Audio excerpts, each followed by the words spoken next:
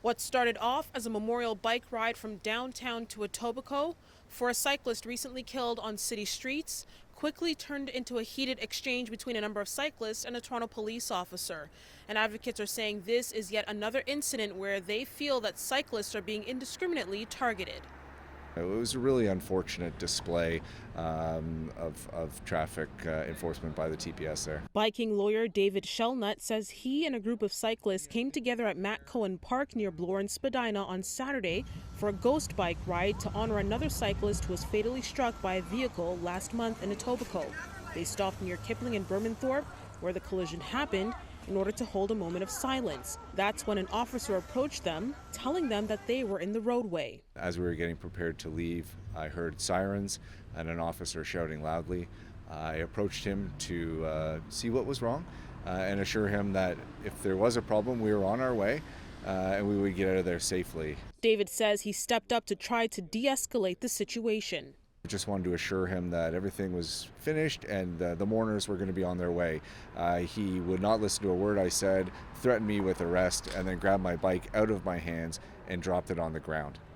We reached out to Toronto Police. They provided a statement saying in part that during a directed patrol focused on speed enforcement, an officer observed a group of cyclists obstructing westbound traffic on Bermanthorpe Road.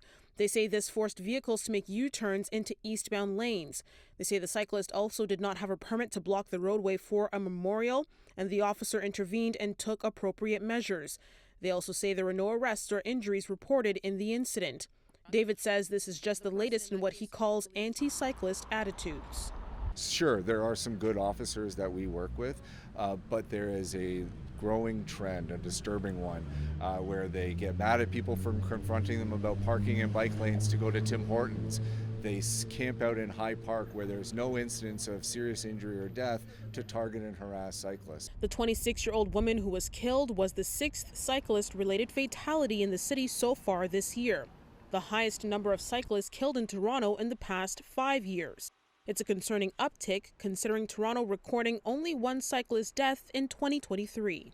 Right now we have the bike lanes we needed 5-10 years ago, and the plan that is being proposed is the same plan that John Tory proposed, and simply is not good enough. We've got to really move quickly, especially when we're seeing a spike in deaths and injuries which could be prevented.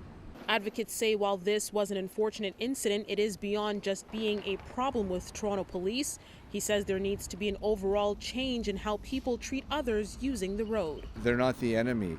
If we have infrastructure, congestion problems, construction problems in Toronto, let's look at the big issues and not aim at just people on bikes.